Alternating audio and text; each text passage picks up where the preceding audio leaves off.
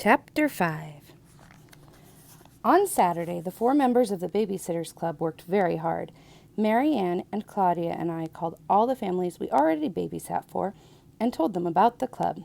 Then we wrote up a little ad about the club and phoned it into the Stony Brook News. It would appear on Wednesday. We couldn't wait to see it. Then Stacy had an idea. I think we should elect, officers of the club. We were sitting around in Claudia's room as usual. Officers? Claudia repeated, looking confused. She was probably thinking of policemen.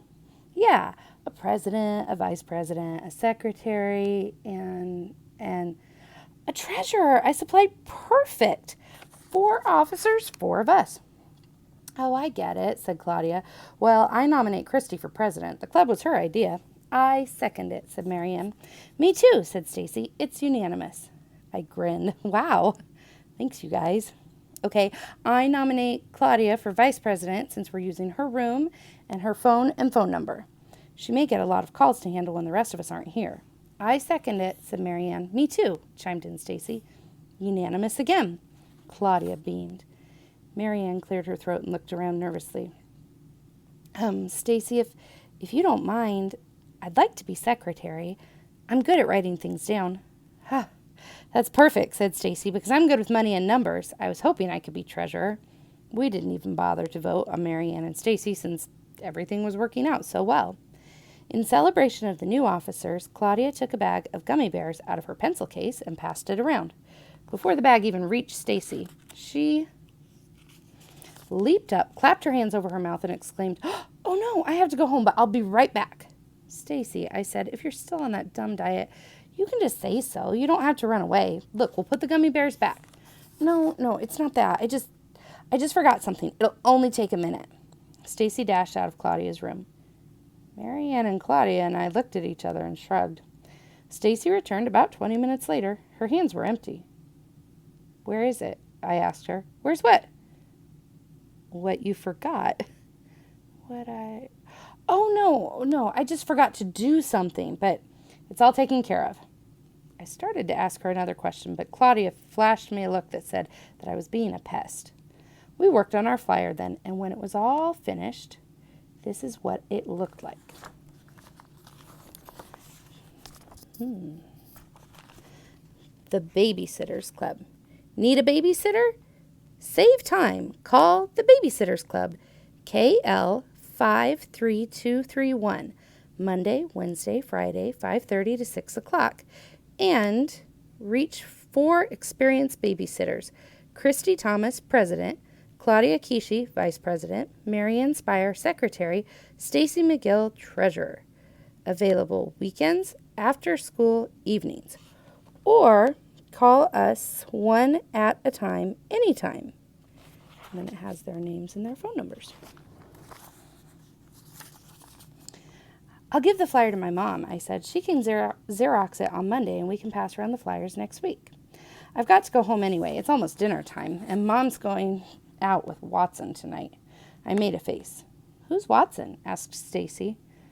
Her boyfriend, I replied. My parents are divorced. Oh, said Stacy, looking slightly uncomfortable. Are your parents divorced too? I asked. I realized how little I knew about her. Nope. They've been married for 15 years. Mine have been married for 20 years, said Claudia. My mother died when I was a baby, said Mary Ann quietly. She had cancer. Again, Stacy looked embarrassed. It's all right, really. I don't remember her, but sometimes I wish I did. I stood up. Well, I really better go. See you guys tomorrow, I called as I started down the Kishi's stairs. Watson arrived at 6:30. David Michael ran to meet him. He loves Watson. That's because he doesn't remember Dad, so he thinks Watson is better than no father at all. I stayed in my room until Mom yelled up to me, Christy, Watson's here. Why does she always make me come down to see Watson? She knows how I feel about him. Coming, I said, trying to sound put out as if she had interrupted something important. When I came downstairs, Watson was standing in the kitchen with cartons of Chinese food. Surprise, he said.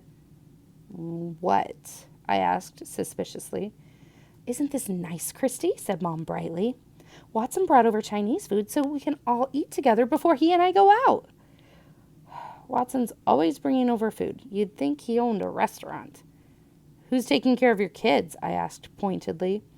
I thought it was really stinky that on the weekend his kids came to stay. Watson not only had to go to work, but left the kids with a babysitter while he went out with my mother. Oh, I found a very nice babysitter, Watson replied pleasantly. She took care of Andrew and Karen this morning while I went to the office, and they liked her very much. Oh, I said.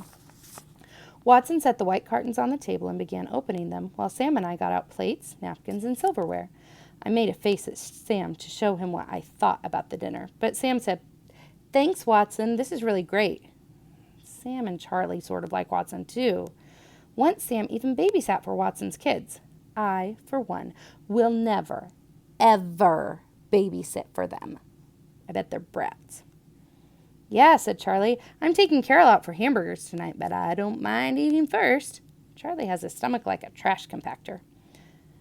Mom, I asked, is there any of that leftover chili?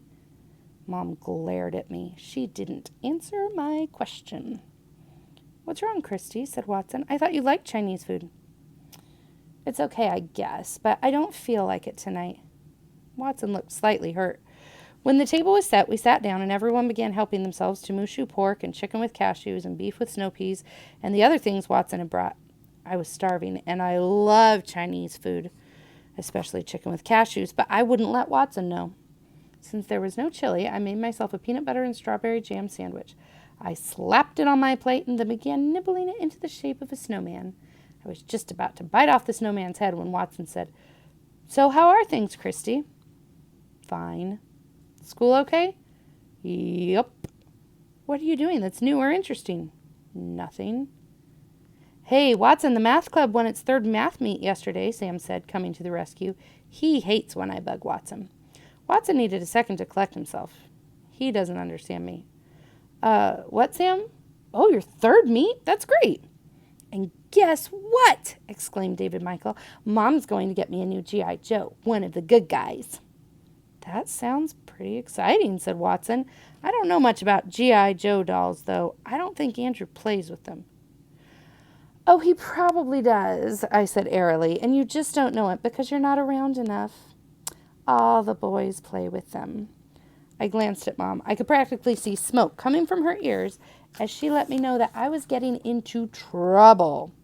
But I went on anyway. "Besides, they're action toys, not dolls. Right, David Michael?" David Michael beamed. "Right, Christy?" "And Karen probably has a Rainbow Bright doll. Ever heard of those?" At that moment, Mom slammed her fork onto her plate. She stood up so fast she almost tipped her chair over. "Christy, apologize to Watson this instant, and then go to your room." "But," I said politely, "I haven't finished this delicious dinner yet." "Kristen Amanda Thomas, you are asking for it, young lady." I got to my feet. "I'm sorry, Watson," I mumbled. I walked out of the kitchen and started up the stairs. When I was halfway up, I yelled over my shoulder, "I'm sorry you're such a terrible father." Then I ran to my room and slammed the door. See, the thing is, Watson is actually a very good father. Karen and Andrew and their mother live right here in Stony Brook, and Watson has the kids at his house each time he's supposed to. Plus, he celebrates every other holiday with them, and he never forgets the ones in between. My dad forgets holidays all the time. But I still don't like Watson honing in on our family. He doesn't belong with us.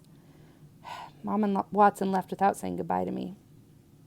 I felt really guilty about what I'd done. Before I went to sleep, I left a note on Mom's bed. It said, "Dear Mom, I'm sorry I was so rude. I guess I haven't learned much about decorum yet. I hope you have fun on your date. I love you, Christy." When I woke up the next morning, I found a note to me from Mom. It said, "Dear Christy, I love you too, Mom."